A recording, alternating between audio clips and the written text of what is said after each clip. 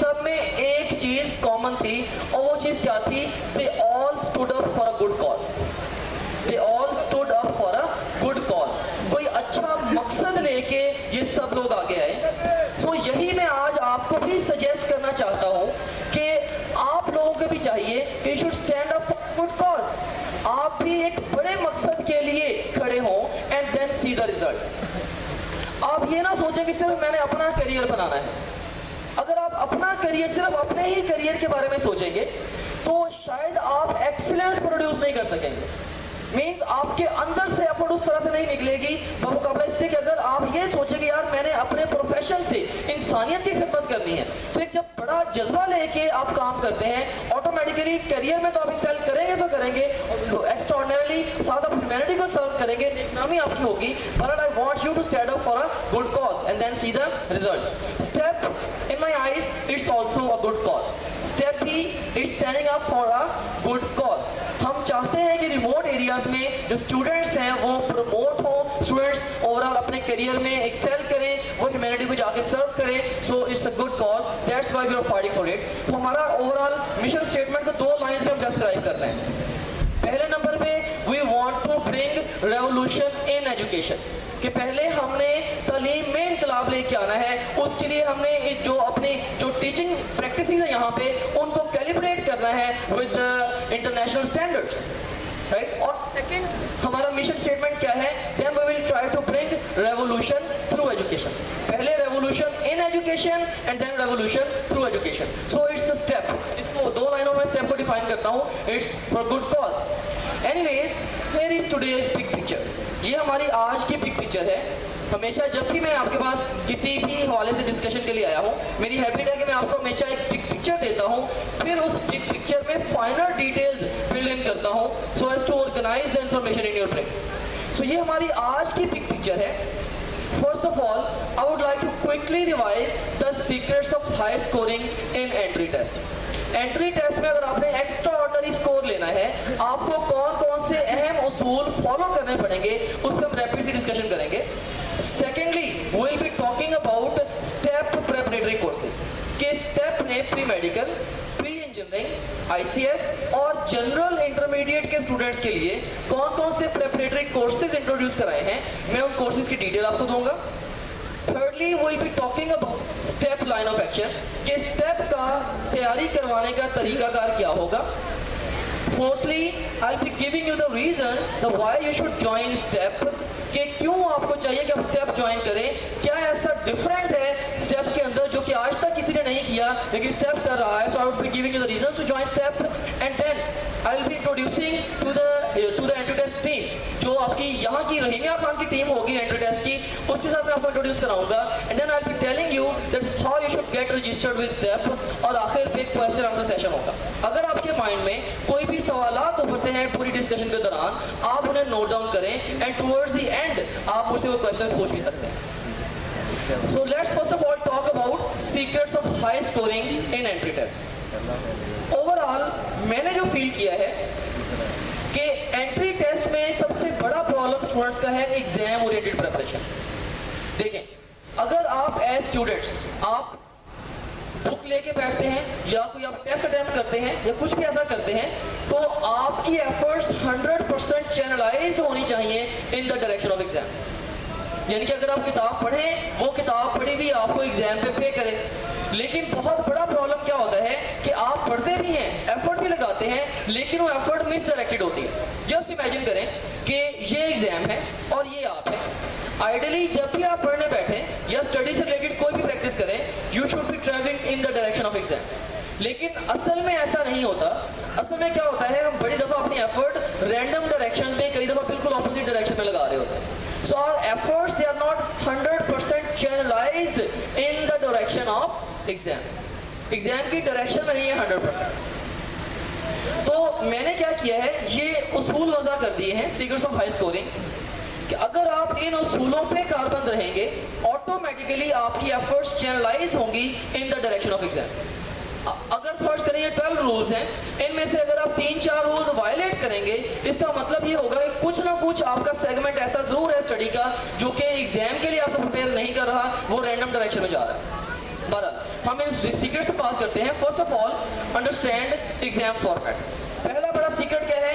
Exam format को understand करना। सादा लफ्जों में जिसे कहते हैं पेपर पैटर्न। आपको पेपर पैटर्न हर लम्हा तो याद होना चाहिए। यूँ कह रहे हैं आपके माइंड में कॉन्टिन्यूसली एक विंडो रहनी चाहिए कि ये मेरा पूरा पेपर पैटर्न है। आप जब भी प्रिपरेशन कर रहे हो उसको साइड बाई साइड आप पेपर पैटर्न के साथ कोरिलेट करते हुए प्रिपरेशन कर रहे हो। So understanding exam format is important. अब फॉर एग्जाम्पल, अब जैसे इंग्लिश का क्वेश्चन टाइप है एनालॉजी है। अब एमकैट में एनालॉजी ने आना ही नहीं है। अगर आपको यही नहीं पता, अगर आप रैंडमली जो भी इंग्लिश के डिफरेंट एस्पेक्ट्स को रैंडमली अगर आप प्रिपेयर करना स्टार्ट कर देंगे तो एनालॉजी की जो प्रिपरेशन है, कम्प्रीहेंशन की प्रिपरेशन है, एमकैट में आपको पे नहीं करेगी। इसी तरह से इंग्लिश ईकैट की अगर हम बात करें, वहाँ पे सिर्फ कम्प्रीहेंशन है, कोई और क्वेश्चन टाइप नहीं है। सो आपको जब क्वेश्चन टाइप का पता होगा, पेपर पैटर्न का पता होगा, तब आप एग्जैक्टली उसके मुताबिक तैयारी करें। सो पहला बड़ा सीक्रेट क्या है? Understand exam format. दूसरा बड़ा सीक्रेट क्या है? Be target oriented. Target set करें और एंट्री टेस्ट में रियलिस्टिक टारगेट कितना है स्कोर का? 100%। थ्योरेटिकली एंट्री टेस्ट में 100% स्कोर लेना पॉसिबल है। प्रैक्टिकली ई कैट में 100% स्कोर कई दफा आ चुका है।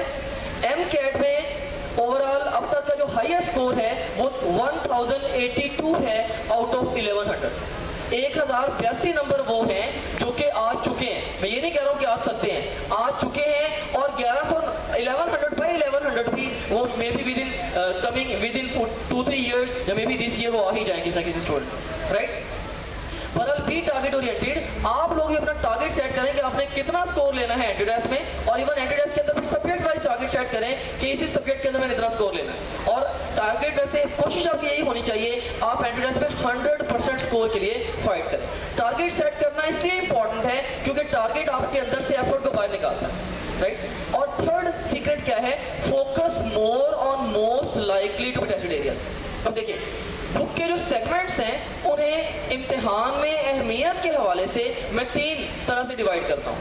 You can have low yield areas, you can have medium yield areas and you can have high yield areas in the book. Low yield, medium yield और high yield 3 तरह के areas आपकी book में हो सकते हैं। लो यील्ड एरियाज कौन से हैं? जहाँ पे एफर्ट बहुत ज्यादा लगानी पड़ती है लेकिन एग्जाम का पोर्शन वहां से कम आता है। मीडियम यील्ड एरियाज वो हैं जहाँ पे आप दरमियानी एफर्ट लगाते हैं और एग्जाम का दरमियाना सा पोर्शन वहां से आता है।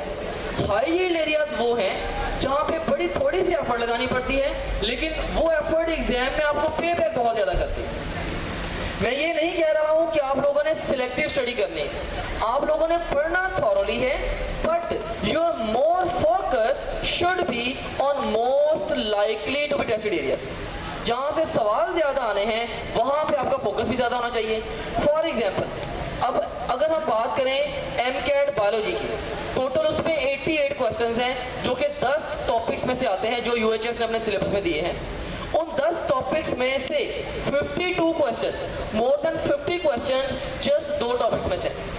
तो अगर हम उन 2 टॉपिक्स को नजरअंदाज करें और बाकी 8 टॉपिक्स के ऊपर एक्स्ट्राऑर्डिनरीली फोकस करें, हम एग्जाम में एक्सेल उस तरह से नहीं कर पाए।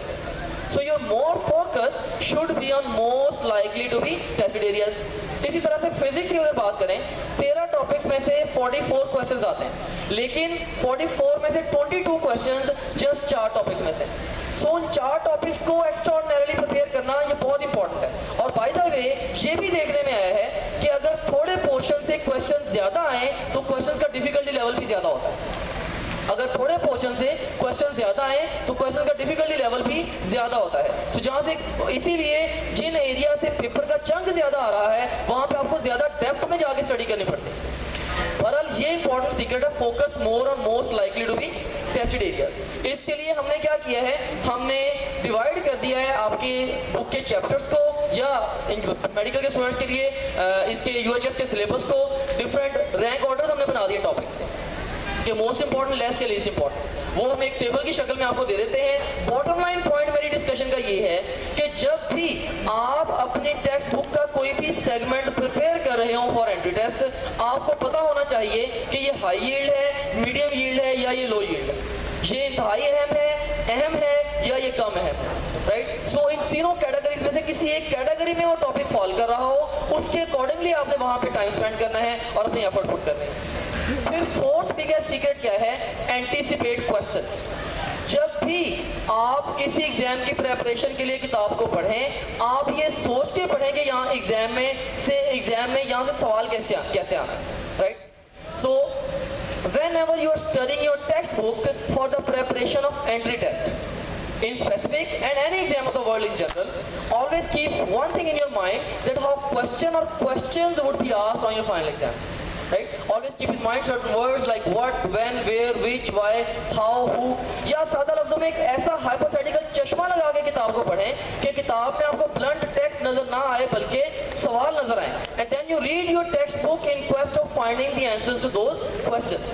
लेकिन आप अब मुझसे ये कह सकते हैं कि सर हमने अभी एंट्री टेस्ट दिया ही नहीं है और जो हमने चश्मा लगाया है सवाल देखने वाला, हमें उस चश्मे में से अभी नजर ही कुछ नहीं आ रहा। सो हम क्या करें? That's why STEP is there. That's why we are here. When we will be teaching you at STEP for entry test, we will be projecting the material given in your textbooks through the eyes of the entry test. हम entry test की आंख से आपको पढ़ाएंगे, हम question 22 को साथ लेके पढ़ाएंगे कि भाई यहाँ इस टॉपिक से सवाल ऐसे आता है, इसको अपने अप्रोच ऐसे करना है, राइट। सो एंटिसिपेट क्वेश्चंस, वेरी इंपॉर्टेंट। फिर keep analysing and improving your skills. बहुत सारी स्किल्स हैं जो कि अभी तक आप में उस तरह से डेवलप नहीं है जैसे कि एंट्री टेस्ट के लिए रिक्वायर्ड। उन स्किल्स को आपने फोकस करना है और उनको अपने अंदर डेवलप करना है। वो कौन सी है? रैपिडली शॉर्ट से लिस्ट देता हूँ। जैसे बुक रीडिंग है for entry test. Entry test के लिए किताब को ज्यादा बारीक बेनी से पढ़ना पड़ता है। फॉर एग्जाम्पल, आपको क्वेश्चन आता है किसके define this particular entity, give examples. FSc में आप डिफाइन करते हो, बुक में 5-6 एग्जांपल्स हैं, आपको कोई 1-2 याद है, आप लिख देते हो। एंट्री टेस्ट में क्वेश्चन कैसे आएगा? वो कहेगा which of the following is और is not the example of that particular entity. तो आपको 6 की 6 याद होंगी तो आप पिक कर सकेंगे यार अच्छा ये उसकी एग्जांपल है या नहीं। सो आपको बहुत ज्यादा बारीकी के साथ किताब को पढ़ना पड़ता है। एफएससी में आप किताब को ग्रॉसली पढ़ते हैं, लेकिन इसमें बहुत डेप्थ में जाना पड़ता है। एंट्री टेस्ट में पढ़नी किताब है लेकिन ज्यादा डेप्थ में जाके पढ़नी है। बुक रीडिंग एक आर्ट है सीखने लायक। इसके ऊपर हमारा पूरा 1 घंटे का लेक्चर होता है जिसमें बुक रीडिंग बाकायदा सिखाई जाती है। Secondly, time management on entry test. During preparation time को कैसे कैरी करना है, क्योंकि टाइम शॉर्ट है, सिलेबस बहुत ज्यादा है। और ड्यूरिंग एग्जाम टाइम को कैसे कैरी करना है, क्योंकि एक क्वेश्चन के लिए ऑन एवरेज आपके पास 40 सेकंड्स है। ऐसे क्वेश्चंस भी होंगे जो कि 10 सेकंड में सॉल्व होंगे, ऐसे भी होंगे जो 2 मिनट में सॉल्व होंगे, ऐसे भी होंगे कई दफा जो 3 से 4 मिनट तक ले सकते हैं। आपने कैसे इन क्वेश्चंस के साथ प्ले करना है कि वहां पे आप अपना अल्टीमेटली इन टाइम आप जाके एग्जाम को फिनिश कर लें। सो बाकायदा तौर पे ये आपको सीखना पड़ेगा। So time management on entry test, important skill to master. Ways of approaching an MCQ. अब एमसीक्यू की डिफरेंट टाइप्स होती हैं और अकॉर्डिंगली उनको डिफरेंट वेज से अप्रोच करना पड़ता है। तो इसके ऊपर बाकायदा आपको सीखना पड़ेगा कि किस किस तरीके से आप एमसीक्यू को अप्रोच कर सकते हैं। Then making an educated guess. खुदा ना खास्ता अगर कभी आपको क्लियर आंसर नहीं पता तो आप किस तरह से एग्जामिनर की क्वेश्चन मेकिंग की वीकनेस को यूज करते हुए एजुकेटेड गेस लगा सकते हैं। And then high scoring tactics. 2 बच्चे उनके सेम मार्क्स है, एफएससी में सेम प्रिपरेशन है, सेम जगह से प्रिपरेशन की एंट्री टेस्ट की, सिर्फ एग्जाम में बैठे बैठे एग्जाम को अप्रोच डिफरेंटली करते हैं, उनके स्कोर में रिमार्केबल डिफरेंस आ सकता है, राइट। सो हाई स्कोरिंग टैक्टिक्स ये आपको हम बताएंगे, पर ये वो स्किल्स हैं जिन्हें आपने मास्टर करना for entry test. So keep analysing and improving your skills, ये 5th बिगेस्ट सीक्रेट है। 6th सीक्रेट क्या है? Start studying early. जल्दी पढ़ना स्टार्ट करें। ये नहीं है कि एफएससी के पेपर देने के बाद आप कहें जब मैंने अभी पेपरों से फ्री हुआ हूँ तो हफ्ता 10 दिन रेस्ट करूँ उसके बाद मैं स्टडी स्टार्ट करूंगा। नो, डोंट डू दिस, क्योंकि आपके पास समझ लें चंद दिन है। कुछ यूनिवर्सिटीज के लिए तो एंट्री टेस्ट के लिए जस्ट आपको 1 महीना मिलना है और मैक्सिमम आपको 3 से 3.5 महीने मिलना है, राइट। जैसे जो मेजर यूनिवर्सिटीज है लाइक यूटी है या लाइक जैसे जो आपका यूएचएस का एमकेट है उसके लिए 3 से 3.5 महीने आपको मिलना है। सो बड़ा कम टाइम है, 2 सालों का सिलेबस है, आपने इकट्ठा करना है और वो बड़ी डेप्थ में जाके करना है, राइट। सो एक भी दिन वेस्ट ना करें। अगर आज आप पेपर दे के आए हैं मॉर्निंग में अपना सेकेंड ईयर का लास्ट पेपर, शाम को अपनी किताबें वगैरह निकाल के अपने माइंड को फोकस कराना शुरू कर दें। लो जी अब मैंने एंट्रेंस की तैयारी स्टार्ट करते हैं। Start studying early, avoid distractions. अब वो चंद दिन है आपके पास, मतलब ओवरऑल या यूं कह लें कि बहुत शॉर्ट स्पैन ऑफ टाइम है जिसमें आपने अपना focus like laser beam on your exam रखना है। अगर उन दिनों में कोई डिस्ट्रैक्टर आप लोग पाल लेंगे, लाइक फेसबुक है, मोबाइल फोन है, फ्रेंड्स के साथ घूमना फिरना, मूवीज देखना, कोई भी डिस्ट्रैक्टर अगर आपने पाल लिया, आप अपनी जिंदगी के अहम तरीन टाइम में से ओवरऑल वेस्ट, आप उसको वेस्ट वेस्ट करेंगे और आप वो इनपुट नहीं दे सकेंगे जो कि इसके लिए रिक्वायर्ड है। सो उन 3 महीनों में आपके माइंड में 24 घंटे एंटी टेस्ट ही चलना चाहिए, ये इतना इंपॉर्टेंट है। Avoid distraction.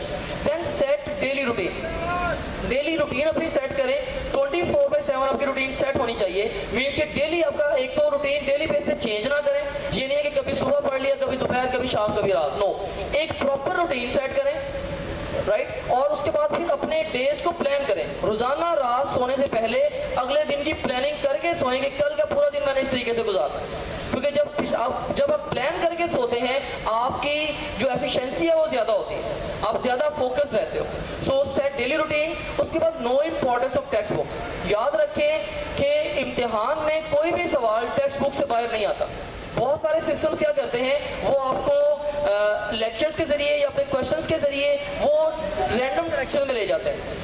आपको इम्प्रेस करने के लिए या आपको ये पावर कराने के लिए बड़ा एक्स्ट्रा ऑर्डिनरी आपको काम कराया जा रहा है, वो एग्जाम के स्कोप से आपको सिस्टम बाहर ले जाते हैं। तो याद रखें, जो भी लेक्चर, जो भी क्वेश्चन बैंक या कोई भी रिसोर्स, स्टडी रिसोर्स जो कि आपको आपके टेक्स्ट बुक से दूर लेके जाता है, वो समझ लें आपको आपके एग्जाम से दूर लेके जा रहा है। इवन मैं भी कोई बात ऐसी कहूँ जो आपको आपकी टेक्स्ट बुक से दूर लेके जाती है, उस बात को भी आप छोड़ दो। ये इतना इंपॉर्टेंट है। So know the importance of text books. क्योंकि I have met many examiners और वो यही कहते हैं कि जब हम एंट्री टेस्ट के लिए क्वेश्चन राइट करते हैं तो हमने हर स्टेटमेंट और हर ऑप्शन का रेफरेंस टेक्स्ट बुक से देना होता है कि ये स्टेटमेंट या ऑप्शन बुक के फलां पेज से फलां लाइन से। सो know the importance of text books. ऐसा सवाल जिसका जवाब टेक्स्ट बुक के अंदर नहीं है, वो एंट्री टेस्ट में नहीं आना। उसके बाद फिर नो योर वीकनेसेस। वक्तन फवक्तन प्रेपरेशन के दौरान डिफरेंट कमजोरियां आपके सामने आती रहेगी।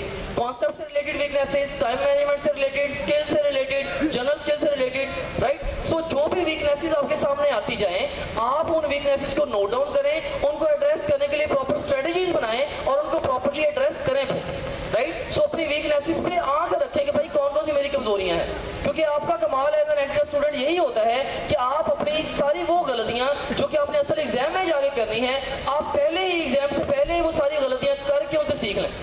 और हमारा भी प्रिपरेशन का मकसद ये होता है कि वो तमाम मुमकिन गलतियां जो बच्चे ने एग्जाम में जाके करनी है, हम अपने डिफरेंट टूल्स से वो सारी की सारी गलतियां बच्चे के हाथ में पकड़ा दें और बच्चा उन गलतियों को करेक्ट कर ले।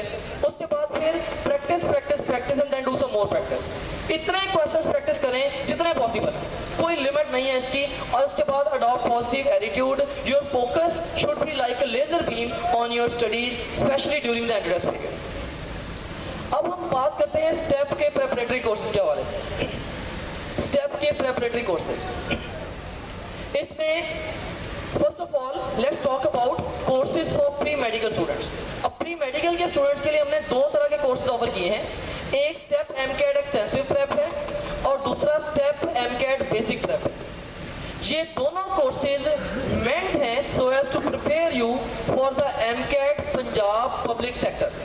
लाहौर में एक यूनिवर्सिटी है जिसका नाम है UHS, university of health sciences.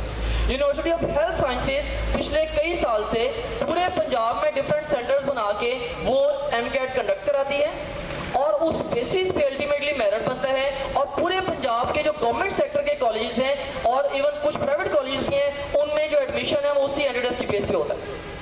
और सो ये जो दोनों कोर्सेज हैं हमारे, ये उस एमकेट की प्रिपरेशन के लिए है।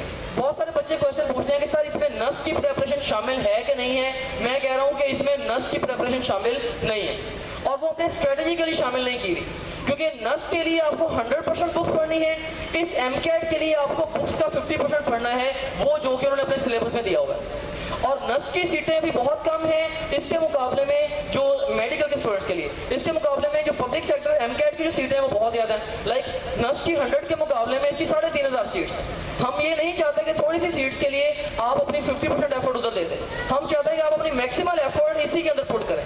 नस का एग्जाम आप जरूर दें, उसका टेस्ट आप दें जरूर, और इन कोर्सेज में काफ़ी हद तक उसके भी इंपॉर्टेंट सेगमेंट्स टच हो जाते हैं, राइट। उसका एग्जाम दें जरूर, लेकिन आप अपनी जो प्रेपरेशन है उसको एक ही डायरेक्शन में चैनलाइज करें। क्योंकि अगर आप 2 डायरेक्शन में बढ़ गए कि नस के लिए भी करनी है और इसके लिए भी करनी है, आप दोनों तरफ अपना फोकस लूज कर जाते हैं। नस के लिए वो इतना जो कह लें कि उसकी उतनी वर्थ नहीं है, और एमकेट पे फिर आप उस डेप्थ पे इसलिए नहीं उतर पाते क्योंकि आपकी सलाहियतें महदूद हैं। आपने अपनी जो लिमिटेड सलाहियतें हैं इनको आपने वहां पे लगाना है जहां पे लगाने की इनकी मैक्सिमम वर्थ है, राइट। सो इसमें अब जो स्टेप MCAT एक्सटेंसिव प्रेप है इसका ड्यूरेशन होगा लास्ट संडे होता है। इस साल जैसे 29 अगस्त एक्सपेक्टेड है, सो अगस्त के लास्ट संडे को ये एग्जाम होता है MCAT का।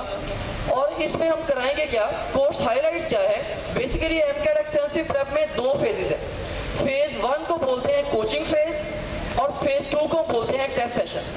जो कोचिंग फेज है, कोचिंग फेज में हमने क्या करना है, बेसिकली कोचिंग फेज में हम डेली आपको यहाँ पे बुलाएंगे फॉर 5 आवर्स, 5 घंटे के लिए आपको बुलाएंगे। मोस्ट प्रोबेबली टाइमिंग होगी 8 to 1, राइट। 5 आवर्स के लिए हम आपको यहाँ पे बुलाएंगे और उसमें से 4 घंटे आपके लेक्चर होंगे, हर सब्जेक्ट के 1 घंटे का लेक्चर होगा। और जो 5वां घंटा होगा वो टेस्टिंग आवर होगा, उसमें डेली कोई ना कोई टेस्ट हुआ करेगा।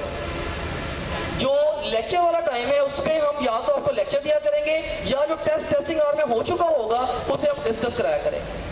सो बहरहाल हमने जो कोचिंग फेज है, जो पहले 2 महीने हैं, इसमें हमने आपको क्या क्या काम कराना है या हमारी आपके साथ कमिटमेंट्स क्या हैं वो मैं आपको बता देता हूँ।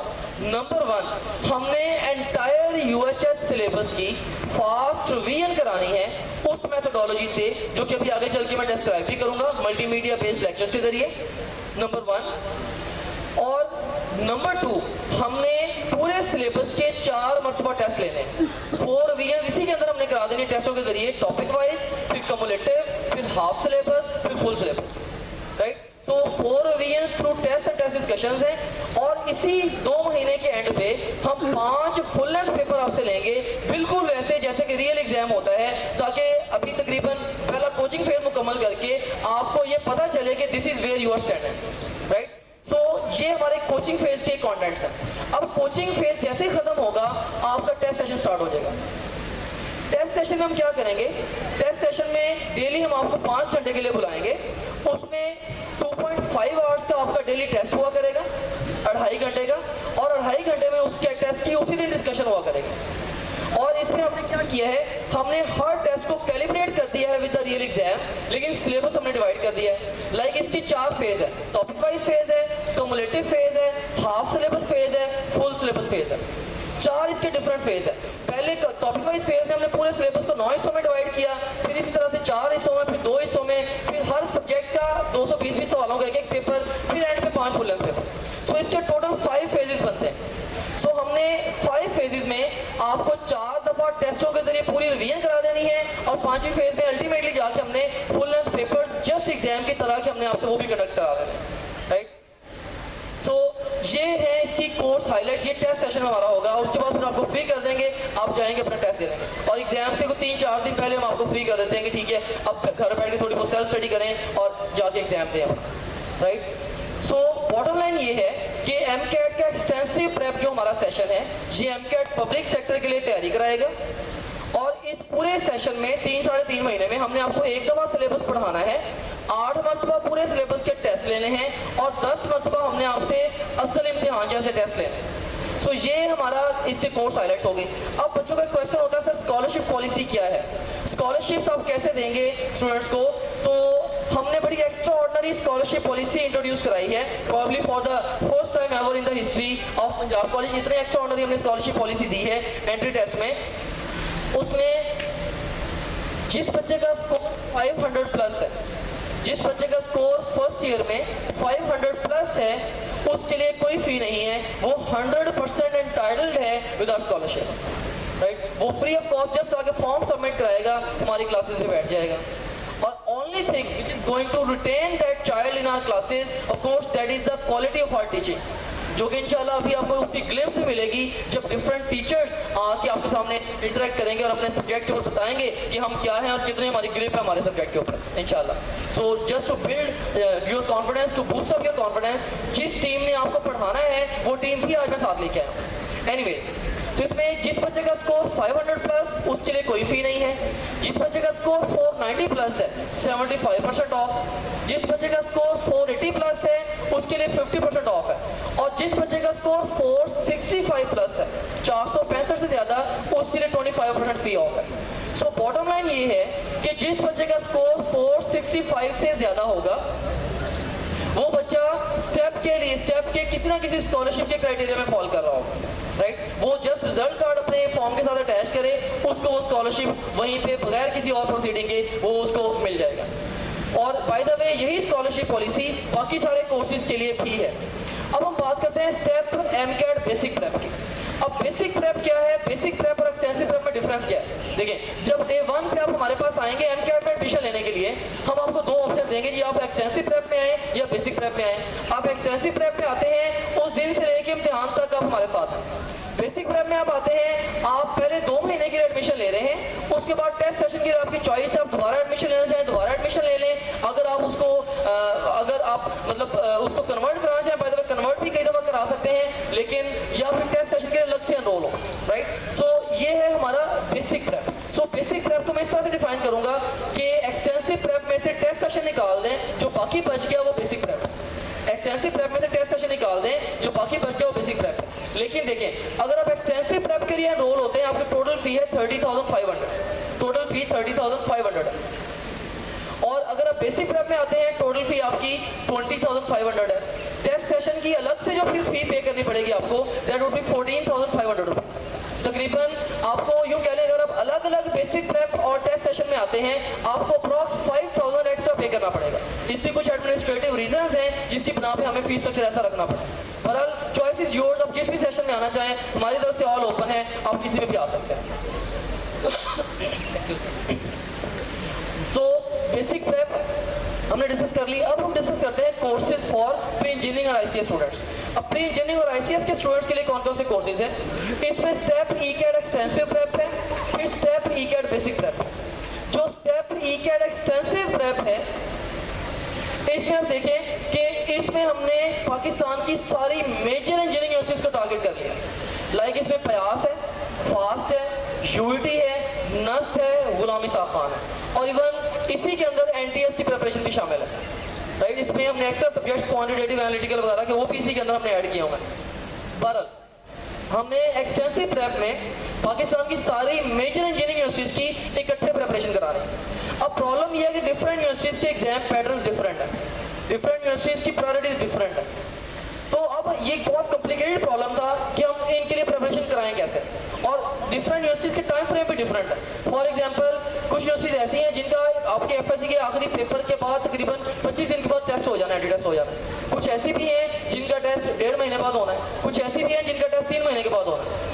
तो हमें एक ऐसी ग्लोबल स्ट्रेटजी बनानी थी कि जो मैक्सिमम हम बच्चों को करा सकते हैं वो हम बच्चों को कराते हैं, क्योंकि ये आपके लिए भी क्रूशियल इंपॉर्टेंट होता है कि आप मल्टीपल जगहों पे अप्लाई कर रहे हो ताकि आप ज़्यादा से ज़्यादा ऑप्शन अपने लिए एक्सप्लोर कर सकें। सो हमने इसकी स्ट्रेटजी ये रखी, हमने इसको 2 फेजेज में डिवाइड किया। फेज 1 में हमने जनरल प्रेप करा दी। फेज 1 में हमने क्या किया, फेज 1 में जो कि पहले तकरीबन 1 महीने की होगी, उसमें हम ये करेंगे कि डेली आपको 7 आवर्स के लिए यहाँ पे बुलाएंगे। उस 7 आवर्स में से 2 आपके टेस्टिंग आवर्स होंगे। 2 टेस्टिंग आवर्स में से 1 घंटा आते ही आप जाएंगे, आपको सेकंड ईयर के सिलेबस का टेस्टों का स्केड्यूल मिल जाएगा। आते ही सेकंड ईयर के सिलेबस की टेस्टिंग स्टार्ट हो जाएगी। प्लस फर्स्ट ईयर का सिलेबस चूंकि अपने पुराना पढ़ा हुआ है, हम फर्स्ट ईयर का सिलेबस पढ़ा के फिर उसके टेस्ट लेके डिस्कस कराते जाएंगे। सो बॉटम लाइन ये है कि फेज 1 में हमने ये करना है एक्सटेंसिव प्रेप में कि पहले 1 महीने में हमने आपको बुक 1 टीच करनी है, उसके टेस्ट लेने हैं और टेस्ट डिस्कस कराने हैं, और इसी 1 महीने में हमने बुक 2 के स्ट्रेट टेस्ट लेके टेस्ट डिस्कस करा देना है, क्योंकि इससे ज़्यादा मुमकिन ही नहीं है काम कराना। ये पॉसिबल नहीं है कि हम 1 महीने के अंदर अंदर दोनों किताबें पूरी की पूरी रिवाइज करा दें। सेकेंड ईयर चूंकि अभी आप रिसेंटली स्टडी करके आए हो, स्ट्रेट टेस्ट लेके डिस्कस करा देंगे, उससे काफ़ी हद तक आप बूस्टअप हो जाते हो, एमसीक्यूज़ के हवाले से आप कॉन्फिडेंट हो जाते हो। फिर उसके बाद जैसे जैसे डिफरेंट यूनिवर्सिटीज के पेपर आते जाएंगे, हम उसके फुल लेंथ पेपर आपसे कंडक्ट कराते जाएंगे। लाइक फास्ट का पेपर आया, हमने फास्ट के एफएलपी ले लिए, नस्ट का आया, नस्ट के एफएलपी ले लिए, जीके का आया, जीके के एफएलपी ले लिए, ताकि जाने से एक जनरल प्रेप भी आपकी हो गई, पूरा सिलेबस भी रिवाइज हो गया। फिर एग्जाम पैटर्न और एग्जाम के साथ कॉन्फिडेंस बिल्डअप करने के लिए उसमें भेजने से जस्ट पहले, एग्जाम देने जाने से जस्ट पहले आपको उस जैसा पेपर आपसे ले भी लिए, 3-3, 4-4 या 5-5 जितना हमें टाइम मिला हमने उतने पेपर ले लिए, राइट। और उसके बाद फिर आप आ जाएंगे फेज 2 में। अब फेज 2 में अब आपके पास जो आखिरी जो एक यूनिवर्सिटी रह जाएगी जिसका टेस्ट अभी नहीं हुआ होगा, दैट वुड बी यूईटी। अब उसके लिए हम क्या करेंगे, उसके लिए हम बुक 2 को पढ़ाएंगे, टेस्ट लेके डिस्कस कराएंगे, और बुक 1 चूंकि पहले ही पढ़ा चुके हैं उसके सिर्फ टेस्ट लेके डिस्कस करा देंगे। सो बॉटम लाइन, फेज 1 में बुक 1 की टीचिंग प्लस टेस्टिंग है, बुक 2 की ओनली टेस्टिंग है। और फेज 2 में बुक 1 की ओनली टेस्टिंग है और बुक 2 की टीचिंग प्लस टेस्टिंग। सो हमने बड़ा स्ट्रेटेजिकली, बड़ा सोच समझ के टाइट्रेट किया है कि इस तरीके से बच्चों को मैक्सिमल बेनिफिट दे सकते हैं। और ऑफ कोर्स उसमें हमने पूरा अपना एक्सपीरियंस कई सालों का यूज़ किया है कि this is how we should proceed about this different exams. So ये है extensive prep. So extensive prep में आपकी फास्ट रिवीजन होगी पूरे सिलेबस की, बुक 1 बुक 2 की, 8 दफ़ा पूरे सिलेबस की टेस्टिंग होगी और इसके अलावा फुल लेंथ पेपर होंगे सारी मेजर यूनिवर्सिटीज़ के, और इसमें इवन स्किल एनहांसिंग या जनरल लेक्चर्स या मोटिवेशनल लेक्चर्स वो भी शामिल है। ड्यूरेशन इसका होगा तकरीबन 3 महीने। स्कॉलरशिप पॉलिसी सेम है जो मैंने पहले आपको दी। फिर जो ई-कैट बेसिक प्रेप है, अब ई-कैट बेसिक प्रेप क्या है? कुछ बच्चे ऐसे होते हैं जो हमारे पास आते हैं, वो कहते हैं कि हमने बाकी यूनिवर्सिटी में अप्लाई नहीं करना, वो सेमी गवर्नमेंट है या प्राइवेट है, हमने सिर्फ और सिर्फ यूईटी में जाना है, हमें आप सिर्फ यूईटी के लिए तैयार कराएं। उनके लिए हमने ई-कैट बेसिक प्रेप रख दी। 2 महीने का सेशन है, 2 महीने में पूरा सिलेबस एक दफ़ा पढ़ाएंगे, 4 मरतबा टेस्ट लेंगे, एंड पे 5 से 10 फुल लेंथ पेपर लेंगे यूईटी के पैटर्न के ऊपर, आपको भेज देंगे 2 मंथ्स के अंदर। सो ये है ई-कैट बेसिक प्रेप। सो जिन बच्चों ने ज़्यादा यूनिवर्सिटीज में अप्लाई करना है वो एक्सटेंसिव प्रेप में आएंगे, जिन बच्चों ने सिर्फ यूईटी में अप्लाई करना है वो बेसिक प्रेप में आएंगे। और दोनों के बहरहाल फीस स्ट्रक्चर का भी डिफरेंस है। ये एक्सटेंसिव प्रेप की फ़ी 30,500 है और बेसिक प्रेप की जो फ़ी है वो 20,500 है।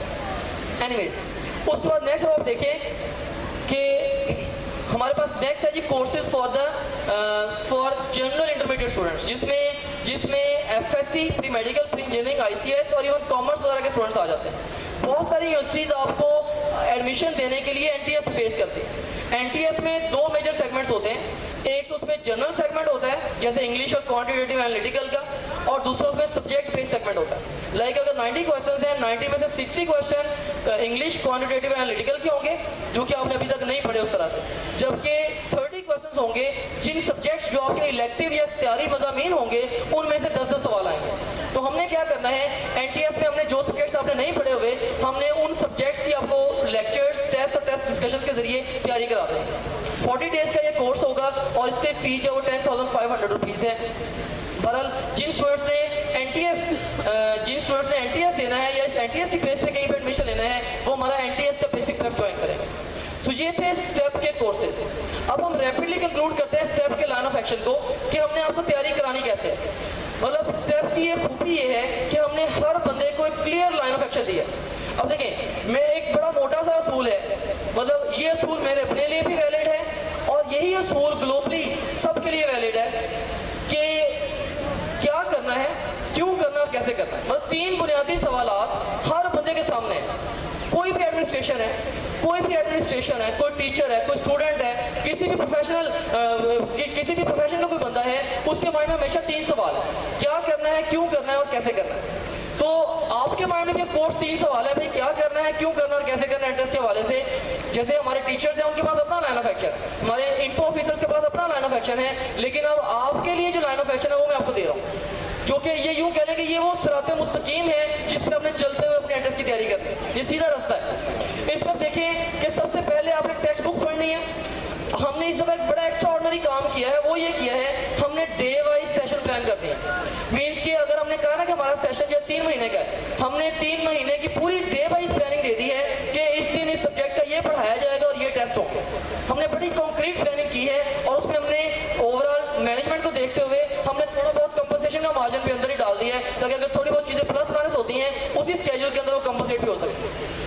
बहरहाल वो डे वाइज प्लान आपके पास होगा, आपको पता होगा कि कल ये वाला सब्जेक्ट हमें इसका ये वाला सेक्शन पढ़ाया जाना है, आप उसके लिए पहले से प्रिपेयर करके आएंगे। सो फर्स्ट ऑफ ऑल आप टेक्स्ट बुक को घर से रीड करेंगे। क्यों रीड करेंगे? क्योंकि ये न्यूक्लियस ऑफ प्रिपरेशन है। इवन हमारे जो लेक्चर्स हैं, फिर टेस्ट डिस्कशंस हैं, सारी चीज़ें टेक्स्ट बुक के गिर्द घूमनी है।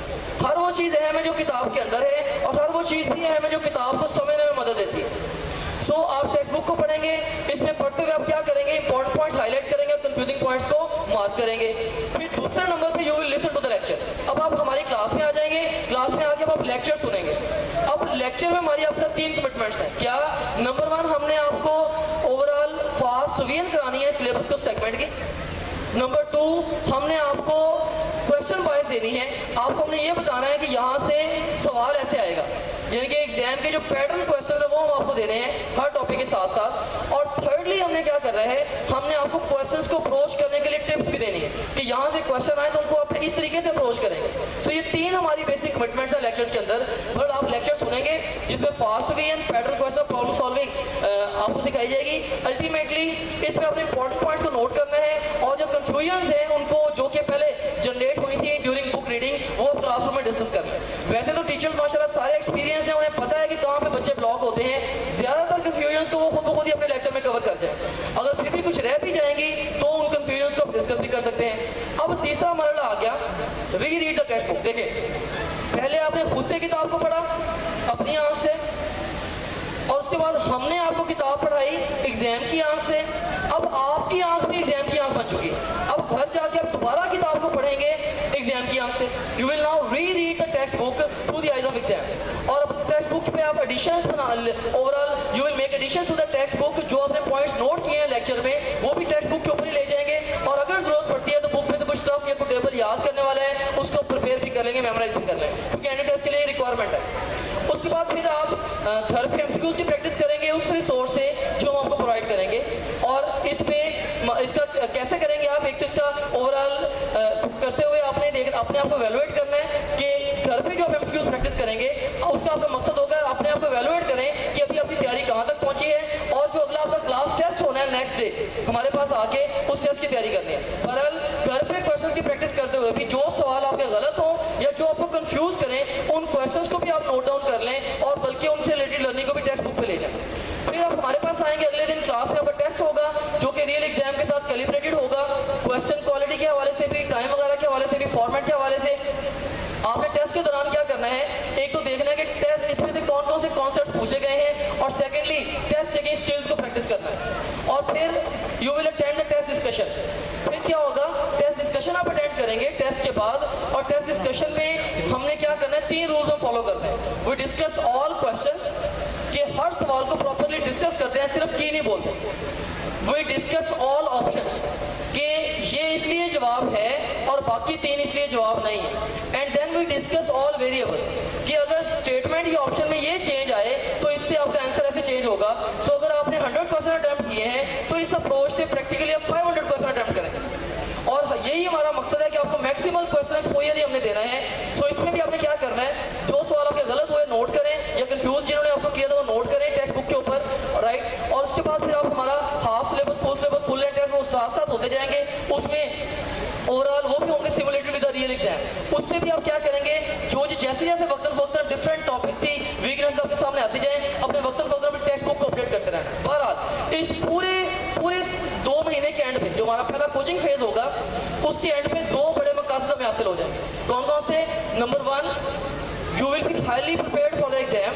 काफी हद तक आपकी एग्जाम के लिए तैयारी हो चुकी होगी। और उसके बाद नंबर 2 पे you will be having preparatory material for fast revision. अब आपके पास ये नहीं है कि एग्जाम से 40 दिन पहले या 30 दिन पहले 6 किताबें पढ़ी, एक सब्जेक्ट के हर एक को आपने कंसल्ट करना। नो, हमने आपको पहले चलाया है इस तरीके से है कि सारी चीजें निकल के आपकी टेक्स्ट बुक के ऊपर आ गई हैं। अब एग्जाम के पास आके आप सिर्फ टेक्स्ट बुक को रेपिटेटिवली रीड करें और हमारे टेस्ट देते जाए, राइट। सो ये 2 बड़े मकासद हमें हासिल होते हैं as a result of the coaching phase. और बहरहाल सो ये था स्टेप का लाइन ऑफ एक्शन। अब हम बात करते हैं जो हमारा बड़ा मेजर कंसर्न है, that is why you should join step. अब मैं आपको अपनी वर्किंग की ग्लिम्स दिखाता हूँ कि क्या एक्स्ट्रा ऑर्डिनरी हमने जहाँ पे किया है। इसमें you seen here, I suggest you to join step because step के पास इस वक्त अपनी नौयत का वाहिद क्वेश्चन बैंक है। मीन्स कि अब तक पाकिस्तान में किसी ऑर्गेनाइजेशन ने इस लेवल का क्वेश्चन बैंक राइट नहीं किया जैसा हमने राइट किया। मैं उसकी झलक आपको दिखाता हूँ। लाइक जैसे इस पैटर्न में हमने क्वेश्चन बैंक राइट किया, इसमें हम देख सकते हैं कि क्वेश्चन है, उसकी स्टेटमेंट है, उसके चारों ऑप्शन है, उसका आंसर है, किस टॉपिक में से क्वेश्चन है, और उसकी पूरी एक्सप्लेनेशन है चारों ऑप्शन कि ये क्यों ए जवाब है और बाकी बी, सी और डी क्यों जवाब नहीं है। इस पैटर्न के ऊपर हमारी टीम ने पिछले 3.5 साल में 30,000 से ज्यादा क्वेश्चंस का बैंक राइट किया। इसमें ऑफ कोर्स हमने पहले एसओपी लिखे, रिसर्च की कि कैसे ये बनना चाहिए, फिर हमने बड़ा जबरदस्त तरीके से कैलिब्रेट किया। ना सिर्फ इतना कि हमने इस क्वेश्चन बैंक को इवन स्टूडेंट्स के साथ एक्सपोज कर दिया ताकि रियल वर्ल्ड में भी अपने आप मैनिफेस्ट करा के किसी एंगल से इसकी जो वीकनेस है वो भी हमारे सामने आ जाए। सो ये पास्ट एक्सपीरियंस टीचर्स ने राइट किया है और ये एक क्वेश्चन के ऊपर 2 से 3 टीचर्स ने काम किया हुआ है। सो बड़ा सिस्टमेटिकली ये काम हुआ है। बहुत कम है कभी के किसी ने पाकिस्तान में रिसर्च एंड डेवलपमेंट बेस्ड काम किया हुआ इस तरीके से। ये प्रॉपर हमारे R&D डिपार्टमेंट ने इसको क्वेश्चन बैंक को राइट किया है। ठीक है, इसमें देखिए मैं आपको एक बात बता रहा था कि जिस सवाल का जवाब बुक में नहीं है वो सवाल एंटी में नहीं आना, लेकिन कन्वेंशनली जब क्वेश्चन पेपर बनते हैं तो टीचर अपनी मर्जी से क्वेश्चन रैंडम डाल देते हैं। हमने इस क्वेश्चन रेफरेंस दे, इससे ऑटोमेटिकली वो बुक के अंदर भी कंटेन होगा। हाँ, हम कॉन्सेप्ट को हमने ट्विस्ट जरूर किया, ट्विस्टर हमने जरूर लगाए। आपके ब्रेन को अगर हमने स्टॉर्मिंग करनी है, ब्रेन स्टॉर्मिंग करनी है आपको शेक करते रहना फ्रॉम टाइम टू टाइम। सो इसलिए हमने उसके अंदर नो डाउट के वो अपने पैरामीटर्स पूरे रखे हैं कि क्वेश्चन को हमने कई एंगल से ट्विस्ट किया, लेकिन है ये टेक्स्ट बुक के अंदर से। राइट, सो पहली रीजन आप स्टेप को ज्वाइन करें क्योंकि स्टेप के पास इस वक्त पाकिस्तान का नंबर 1 क्वेश्चन बैंक है, मोर देन 30,000 क्वेश्चन का, जो कि हम डिफरेंट वेज से आपको करा जाएंगे। नंबर 2, हम आपको कहते हैं कि आप स्टेप को ज्वाइन करें क्योंकि स्टेप के पास जो टीचिंग मेथोडोलॉजी है वो अभी तक किसी और इंस्टीट्यूशन के पास नहीं है। ये मोस्ट एडवांस्ड और again research based teaching methodology, और इसको भी हमने ओवर द इयर्स डेवलप किया है। इसमें आप देखें कि बहुत सारे लोग हमारे ऊपर एक ऑब्जेक्शन लगाते हैं। मैंने चूंकि ये सिस्टम डिवाइस किया है और ग्रेजुअली भी अपनी पूरी की पूरी टीम्स को मैंने बिल्ड किया है, हंड्रेड्स ऑफ पीपल को प्रिपेयर किया है सिस्टम के ऊपर, तो बहुत सारे लोग ये कहते हैं कि इन्होंने इसलिए मल्टीमीडिया पे स्विच किया है क्योंकि ये क्लासों में खबरना नहीं चाहते, क्लासों में चाहते नहीं व्हाइट बोर्ड पे बार बार लिखना पड़े, मिटाना पड़े। इन्होंने अपनी जान छुड़ाई है, बस ठीक है मल्टीमीडिया में चीजें डाल दें, टीचर आगे रीड कर दें, खुद ही बच्चे समझते रहेंगे। अक्सर लोग हमारे ऊपर ये ब्लेम करते हैं, लेकिन मुझे पता है कि जब इस सिस्टम को मैंने डिज़ाइन किया, मैंने ये सोच के डिज़ाइन किया था कि कन्वेंशनल टीचिंग की कोई भी स्पेसिफिकेशन कॉम्प्रोमाइज़ ना हो और जो मॉडर्न टीचिंग है वो ओवरऑल उसके सारे फीचर्स उसके अंदर आ जाएं। अब व्हाइट बोर्ड में हम क्या कर सकते हैं, मतलब आपको ये होगा ना कि पता नहीं व्हाइट बोर्ड इनको यूज़ करना नहीं आता या पता नहीं व्हाइट बोर्ड पे ये काम कराने के अहल ही नहीं है। व्हाइट बोर्ड में हम क्या कर सकते हैं, मैं अपने टीचर्स की ग्लिम्पसेस दिखाता हूँ उनके व्हाइट बोर्ड्स में। आप जैसे देखें, this is what we can do on white board. Even white board में जब हम काम कराते हैं, हम बड़ा सिस्टमेटिकली, बड़ा फिलोसफिकली व्हाइट बोर्ड को यूज़ करते हुए हम ये काम कराते हैं। इवन जिस भी टीचर ने हमारे लेक्चर डिज़ाइन किए हैं, उस टीचर के लिए सबसे पहला पैरामीटर ये होता है कि वो व्हाइट बोर्ड टीचिंग सीखे, क्योंकि व्हाइट बोर्ड टीचिंग सीखे बगैर आगे काम किया ही नहीं जा सकता। राइट, वो बेस लाइन है, उस बेस लाइन को यूज करके हमने आगे एडवांस काम किया। Right, so this is what we can do on white board, you can see. Right, लेकिन इसके बावजूद हमने ये फील किया कि व्हाइट बोर्ड में बहुत सारे काम ऐसे हैं जो कि अगर हम ओवरऑल साइड बाय साइड ना करें तो बहुत सारा टाइम क्लास में सेव हो सकता है। फॉर एग्जांपल, अब ये एक टेबल बना हुआ, अब ये पूरे का पूरा टेबल मैं क्लासरूम के अंदर अगर बनाने बैठ जाऊंगा 1 बाय 1 तो डिस्कशन के ऊपर टाइम मेरे पास कम बचेगा। तो क्या ही अच्छा होगा पूरा टेबल एकदम से सामने आ जाए और इस टेबल पे स्ट्रेट डिस्कशन स्टार्ट हो जाए। जो पूरा जोर मैंने लगाना है, मैंने इसको कंस्ट्रक्ट करने पे नहीं लगाना, मैंने इसको डिलीवर करने के ऊपर लगाना। राइट, सो बहरहाल अब आप देखें हमारे लेक्चर्स की ग्लिम्पसेस देखें, जैसे कंप्यूटर का लेक्चर है, इसकी जस्ट ग्लिम्स आप देखें कि हमने कैसे इसको डिजाइन किया। इसमें जैसे उसकी टाइटल स्लाइड है chapter number 1 basic information technology, उसके बाद देखिए इसके अंदर ये सारे टॉपिक्स हैं, पहले चैप्टर के ये सारे टॉपिक्स हैं। इन टॉपिक में से ओवरव्यू को उठाया और उसको हमने इसके अंदर डिस्कस कर दिया, पॉइंट टू पॉइंट हमने इसको डिस्कस कर दिया इसके अंदर। राइट, अब चलें मैं आपको ज़्यादा बेहतर तरीके से इसका इंग्लिश का बताता हूँ। जैसे एमकैट अगर इंग्लिश है, इसके हवाले से हमने कैसे काम कराया। अब एमकैट, क्योंकि ईकैट की जो इंग्लिश है जनरली वो इतनी हाई यील्ड नहीं है, मीन के जस्ट 10 सवाल आते हैं, वो भी कॉम्प्रिहेंशन के, नॉट अ प्रॉब्लम। राइट, लेकिन एमकैट की इंग्लिश काफ़ी टेक्निकल है और ये सेकंड मोस्ट डैमेजिंग सब्जेक्ट होता है फॉर द स्टूडेंट्स। अब एमकैट की इंग्लिश को देखें, इसमें 16 सवाल ग्रामर के हैं 30 में से और 14 सवाल जो वो कैब के। एमकैट इंग्लिश में 16 सवाल ग्रामर के और 14 वो कैब के। इन 16 में से भी 6 क्वेश्चन यूसेज के हैं, 10 करेक्शन के, और उसके बाद वो कैब में से 4 क्वेश्चन सेंटेंस कंप्लीशन के हैं और 10 जो क्वेश्चन है वो सिनोनिम्स के हैं। सो ये इस तरह से हमारे 30 क्वेश्चंस बनते हैं पूरे। सो बॉटम लाइन, 2 इसमें मेजर सेगमेंट्स हैं, ग्रामर एंड वोकैब। अब इन दोनों सेगमेंट्स को कवर करने के लिए हमने असूल क्या बनाया, हमने असूल ये बनाया कि इंग्लिश के लिए बच्चों को क्लासरूम में तैयार करके भेजें।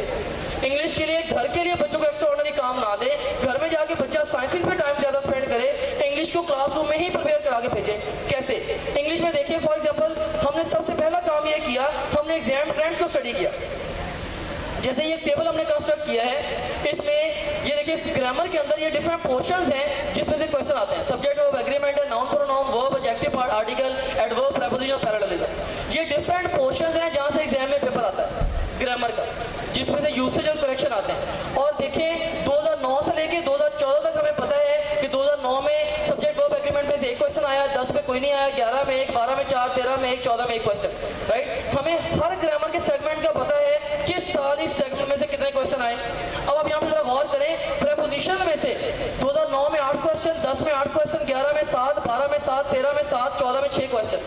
सबसे ज्यादा एग्जाम का जो फोकस रहा है वो प्रेपोजिशंस पर रहा है। फिर नंबर 2 पे आप देखें वर्ब में 2009 में 6, 10 में 6, 11 में 6, 12 में 2, 13 में 2, 14 में 5 क्वेश्चन। सो सेकंड नंबर पे फोकस वर्ब पे रहा है और उसके बाद फोकस और सेगमेंट्स पे रहा है। सो हमने अपने आप को मोल्ड किया उसके अकॉर्डिंगली, ठीक है। जहां से पेपर ज्यादा आ रहा है वहां पे बच्चों को ज्यादा डेप्थ में चीजें कराएं और वो चीजें कराएं भी पहले, वहां से प्रैक्टिस भी ज्यादा कराएं। और जहां से पेपर कम आ रहा है वहां से ओवरऑल प्रैक्टिस भी कम कराएं, फोकस उनको भी करें लेकिन रिलेटिवली लेस फोकस करें। सो बहरहाल इसमें हम देखें ग्रामर, पहले हमने स्टडी कर लिया कि ग्रामर के एग्जाम ट्रेंड्स क्या है। फिर हमने क्या किया, हमने टीचिंग मेथोडोलॉजी वजह कर दी ग्रामर के लिए। ये 3 लेयर्ड प्रोसेस है, 3 लेयर्स के अंदर हम प्रेपरेशन कराते हैं। पहली लेयर की टॉप पे दूसरी लेयर और दूसरी लेयर की टॉप पे तीसरी लेयर। फर्स्ट लेयर क्या है, like question and rule extraction. Class में आते साथ ही टीचर ने आपको क्वेश्चन देना है, उस क्वेश्चन को आप अपने प्रीवियस नॉलेज को यूज करते हुए आंसर करने की कोशिश करेंगे और क्वेश्चन के जरिए आप एक रूल तक पहुंचेंगे। और दूसरे नंबर पे क्या होगा, जब आप बहुत सारे रूल्स इस तरह से खुद जनरेट कर लेंगे, फिर क्लासरूम में सेंटेंसेस की प्रैक्टिस होगी प्रोजेक्टर के ऊपर ही, उन सेंटेंसेस में आप मिस्टेक्स निकालेंगे, क्लास एक्टिविटी। फिर थर्ड लेयर क्या होगी, आपका टेस्ट होगा और उस टेस्ट की डिस्कशन होगी। 3 लेयर्स में ग्रामर प्रिपेयर होगी। फॉर एग्जाम्पल आप देखें, जैसे रूल एक्सट्रैक्शन, पहली लेयर क्या है, रूल एक्सट्रैक्शन। इसमें आप देखें चूज सिंगल बेस्ट सेंटेंस, इसमें 4 सेंटेंसेस हैं, इसमें सिंगल बेस्ट चूज करें। I have 10 rupees notes, I have 10 rupees note, I have 10 rupee note and I have 10 rupee notes। अब इन चारों में से जो सिंगल बेस्ट है उसको चूज करें। ऑफ कोर्स अब आप सोचेंगे किसके ऊपर किस पैरामीटर पे चूज करना है, चूज करके अल्टीमेटली उसके बाद फिर उसकी फर्दर थोड़ी सी हमने डिस्कशन करा दी कि क्या इनकरेक्ट है क्या करेक्ट है। उसके बाद फिर आपने खुद से रूल एक्सट्रैक्ट किया, अच्छा भाई इस साथ ये रूल बताया, 2 nouns are put together and the first noun qualifies the noun coming after it, the first noun acts as an adjective, right? Never use as plural because adjectives never take plural forms, right? So ये एक rule हमने extract कर लिया। उसके बाद आप देखें कि अब इस तरह से जब बहुत सारे रूल एक्सट्रैक्ट कर लिए, फिर क्लासरूम एक्टिविटी है, वो भी लेक्चर के अंदर ही शामिल है कि इन सेंटेंसेस के ऊपर डिफरेंट रूल्स अब अप्लाई हो रहे हैं, आप उन रूल्स को अप्लाई करेंगे। उसके बाद फिर क्लास टेस्ट है, जैसे स्पॉट द एरर का टेस्ट है या सेंटेंस करेक्शन का टेस्ट है। क्लासरूम के अंदर टेस्ट है, फिर इस टेस्ट की डिस्कशन। सो पहले रूल एक्सट्रैक्शन, फिर क्लास एक्टिविटी, फिर test and test discussion. 3 layers के अंदर जब तैयारी होती है, ऑटोमेटिकली क्लासरूम के अंदर बैठे बैठे आप उस चीज को ग्रिप कर जाते हैं, राइट। उसके बाद फिर टीचिंग मेथोडोलॉजी वो कैप के लिए क्या है, फर्स्ट लेयर लेक्चर है, second layer class activity, third layer test and its discussion. इसमें आप देख सकते हैं फर्स्ट लेयर जैसे इसमें आपको इसमें पहले लेक्चर है, लेक्चर ये फर्स्ट टाइम किसी ने इस तरह से काम लेक्चर डेवलप किया इंग्लिश का। इसमें देखें कि वर्ड है, यूएचएस ने जो 695 वर्ड्स दिए हैं अपने सिलेबस में, हमने उसके लिए लेक्चर, हमने उसके लिए पूरे वोकैब के स्लाइड बना दी। वर्ड है वो ग्रामर के रूल से क्या है, उसका उर्दू में मीनिंग, उसकी फोटोग्राफ, उसका डिटेल्ड मीनिंग, उसका सेंटेंस में यूज और उसके क्लोजेस्ट सिनोनिम्स। तो इस तरीके से हमने पूरी वो कैब राइट की है। क्लासरूम में इसके ऊपर लेक्चर होगा। उसके बाद फिर क्या होगा, जब 10 वर्ड्स हमने पढ़ा दिए, उन 10 वर्ड्स की मैच दी कॉलम एक्टिविटी होगी क्लास के अंदर कि जैसे ये 10 वर्ड्स हैं और ये 10 उसके सिनोनिम्स हैं, क्लास के अंदर ही मैच दी कॉलम हम प्ले करेंगे। उससे क्या होगा, उसी वक्त पहले आपने लफ्जों को समझा, समझ के उसी वक्त उनके सिनोनिम्स के साथ कोरिलेट कर दिया और अल्टीमेटली आपने सिनोनिम ही पिक करने हैं फाइनल एग्जाम में। उसके बाद फिर आपका इस तरीके से टेस्ट होगा, क्योंकि वो कैब में से सेंटेंस कंप्लीशन के क्वेश्चन आते हैं और सिनोनिम्स के क्वेश्चन आते हैं, सो आपका टेस्ट होगा। सो इसकी भी 3 लेयर्ड अप्रोच है हमारे। इसी तरीके से आप देखें जैसे केमिस्ट्री है, केमिस्ट्री के हवाले से आप ये देखें कि इसमें अब जैसे यूएचएस टॉपिक A1 है, उसका हमने लेक्चर जैसे डिजाइन किया है। इस तरह इंजीनियरिंग का जैसे चैप्टर 1 का लेक्चर है वो डिजाइन किया है। इसमें आप देख सकते हैं कि इससे अगर हम मोल्स को डिस्कस कर रहे हैं, हमने हर टॉपिक को मेरिट पे जाकर डिस्कस किया।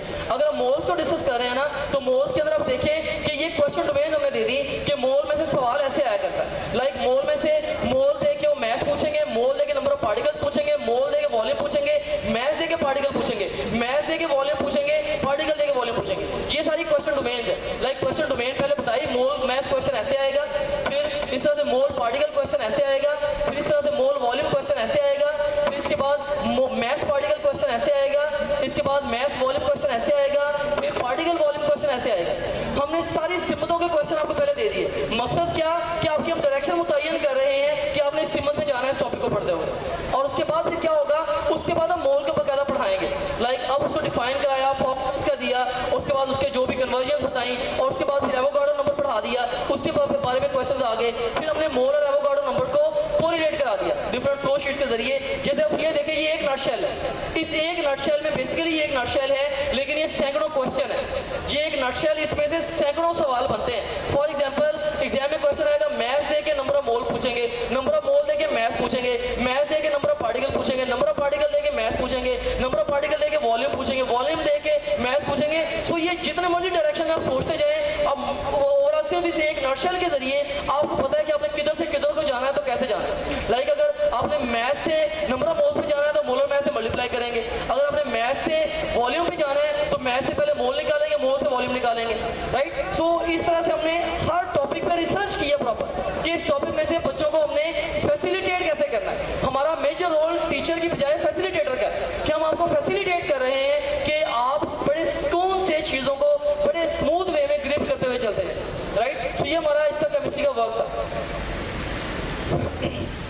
ओके, अब यहाँ पे जस्ट बाय द वे कि हमारे जो केमिस्ट्री के फैकल्टी मेंबर हैं प्रोफेसर मुदस्सर जमील साहब, मैं उन्हें भी चाहूँगा कि वो स्टेज पे आएँ और आके चंद अल्फाज आपसे शेयर करें, फिर मैं अपने डिस्कशन को कंटिन्यू करूँगा। एंड टुवर्ड्स एंड जो पूरी टीम है इंशाल्लाह हम इकट्ठे भी यहाँ स्टेज पे प्रेजेंट करेंगे। Sir please come on the stage. Clapping for professor Mudassar Jamil साहब, very experience teacher of entry test, teaching entry test for 9 years, right? And very strong feedback amongst the students. Sir, please have few words, valuable words with us. Thank you, sir. बिस्मिल्लाहिर्रहमानिर्रहीम। Sir ने introduction तो मेरा करवा दिया है। मैं थोड़ा सा और आपको अपने बारे में इंट्रोड्यूस करवा दूँ।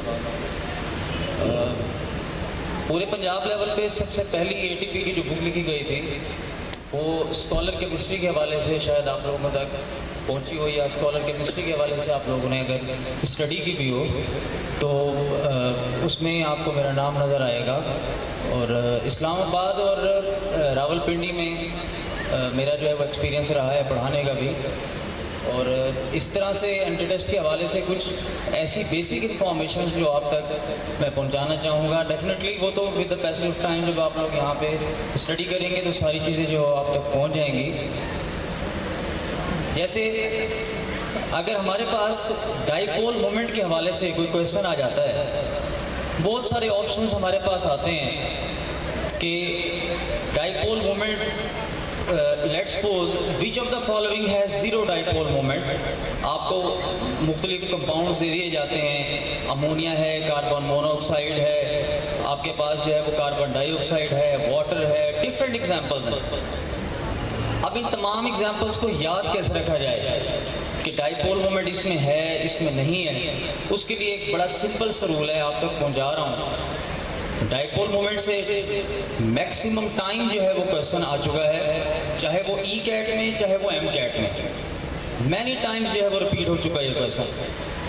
इसमें देखें जी, मैं आपको सेंटेंस बोलूँगा वो आप तक पहुँचेंगे, और अगर आपने वो समझ लिए तो डेफिनेटली आज आप ये 5 मार्क्स सिक्योर करके जाएंगे।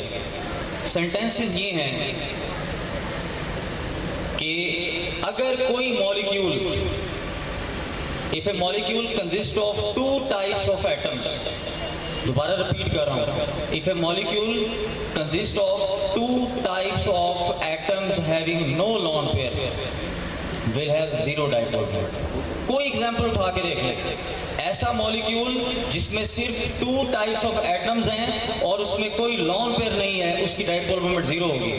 CCl4 को देख लें, BF3 को देख लें, आप CH4 को देख लें, आप कोई भी एग्जाम्पल देख लें, 2 types of atoms must be present. अब CHCl3 है, इसमें 3 टाइप्स ऑफ एटम्स हैं, टेट्राहेड्रल स्ट्रक्चर है, लेकिन इसमें डाइपोल मोमेंट होगी। इसी तरह से अगर हम कोई क्वेश्चन बात करते हैं, अगर मैं आपसे पूछूं कि how many orbitals are present in 4th shell, how many orbitals are present in 4th shell, अब मैं आपको एक एवरेज कैलकुलेशन बताता हूं। जो स्टूडेंट से जब मैं क्वेश्चन पूछा तो सबसे पहले उन्होंने अपना माइंड रोटेट किया, ठीक कैसे? फोर्थ सेल कह रहा हूँ, इसका मतलब उसके अंदर S, P, D, F 4 सब शब्द मौजूद हैं।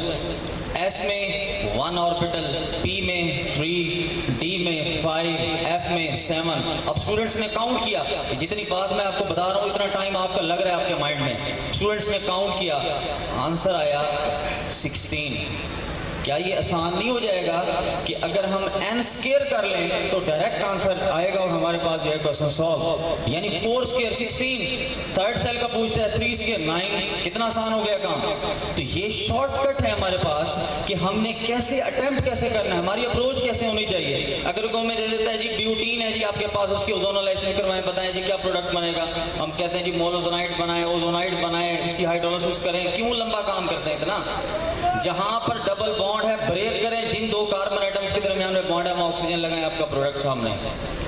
तो ये शॉर्टकट्स हैं आपके पास कि जब भी हम कोई भी क्वेश्चन सॉल्व करते हैं तो उसमें हमने शॉर्टकट्स कैसे देने हैं। देखिए बेटा एक बात याद रखें कि आपके पास जो टोटल सिलेबस है यूएचएस का, मैं केमिस्ट्री के हवाले से बात यूएचएस की इसलिए कर रहा हूँ क्योंकि ई कैट में सारा का सारा सिलेबस थॉरली पढ़ाया जाता है और उसमें पूरे जो है वो चैप्टर्स इंक्लूड हैं। तो यूएचएस के हवाले से अगर हम बात करते हैं तो केमिस्ट्री के हवाले में केमिस्ट्री में फिजिकल केमिस्ट्री, ऑर्गेनिक और इनऑर्गेनिक सेकेंड ईयर के 40 एमसीक्यूज इंक्लूड हैं और इन 40 एमसीक्यूज में आपके 12 एमसीक्यूज सिर्फ वो हैं जो आपके अमाइनो एसिड्स और मैक्रोमॉलिक्यूल्स में आते हैं। और आप उठा लें 2009 से ऑनवर्ड जितना भी पैटर्न एमकैट का उठा लें, आप यूएचएस के एग्जाम्स के पेपर देख लें, उसमें आपको मैं डेफिनेट लेयर्स बताता हूँ जिनमें से वो क्वेश्चंस पूछे जाते हैं। अगर अमाइनो एसिड की बात करें, हर पेपर में स्ट्रक्चर का एक क्वेश्चन डेफिनेट गिवन होता है। इसी तरह से अगर आप मैक्रोमॉलिक्यूल्स के हवाले से बात करें तो उनमें एडिशन या कंडेंसेशन पॉलीमराइजेशन के हवाले से एक क्वेश्चन लाजमी होता है। तो आपको अगर समझना है इस चीज़ को कि एम कैट में या ई कैट में अगर आपने प्रिपेयर करना है तो बेटा जैसे जैसे अब जब हमारी मेथड ऑफ टीचिंग होगा तो उसमें जब हम टॉपिक वाइज आप लोगों को पढ़ाएंगे तो उस टॉपिक वाइज हम आपको वो एमसीक्यूज भी बताएंगे कि ये एमसीक्यू इस ईयर में ये क्वेश्चन नंबर ये था और इसका सोल्यूशन ये बन रहा है। क्योंकि याद रखिएगा जो स्ट्रक्चर है वो नहीं चेंज होगा एग्जाम्स का, जो पैटर्न है वो नहीं चेंज होगा। क्वेश्चंस की शक्ल तो बदल सकती है लेकिन जो एक पैटर्न है वो नहीं बदल सकता।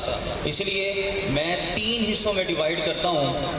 EMD कहते हैं हम, जब भी इसको हम एंटी टेस्ट के हवाले से पढ़ते हैं तो हम 3 हिस्सों में डिवाइड करते हैं। EMD, easy, medium and difficult.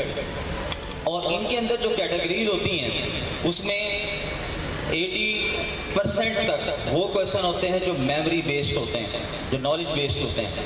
और इसके अलावा कैलकुलेशन बेस्ड 10% हैं, कंसेप्चुअल 20% तक आ जाते हैं। तो इस तरह से ये क्वेश्चंस की जो है वो कैटेगरी शामिल होती है। तो बाकी सर ने आपको बहुत अच्छा जो है वो प्रेजेंट किया चीज़ों को, तो कुछ मैं इसमें जो है वो पार्टिसिपेट करना चाहता था, कुछ शेयर कर लिया, बाकी आके सर जो है वो प्रोसीड करेंगे। जी thank you. Okay, sir, thank you very much for the valuable thoughts. Hope that you liked our respected chemistry teacher. He's very competent, of course. एक इस तरह की गैदरिंग में जस्ट 2-3-4 मिनट में अपने सब्जेक्ट की ग्रिप को दिखाना कि how much strong I am at doing this, ये एक मुश्किल काम है।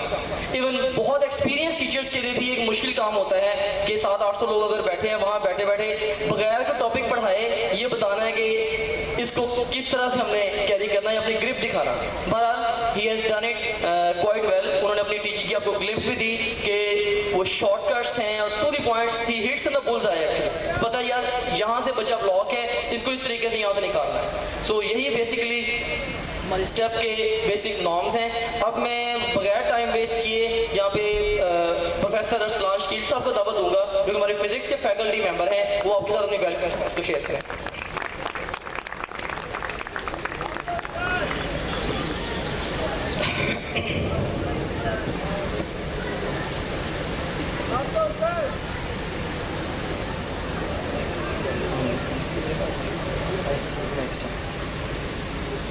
Bismillahirrahmanirrahim.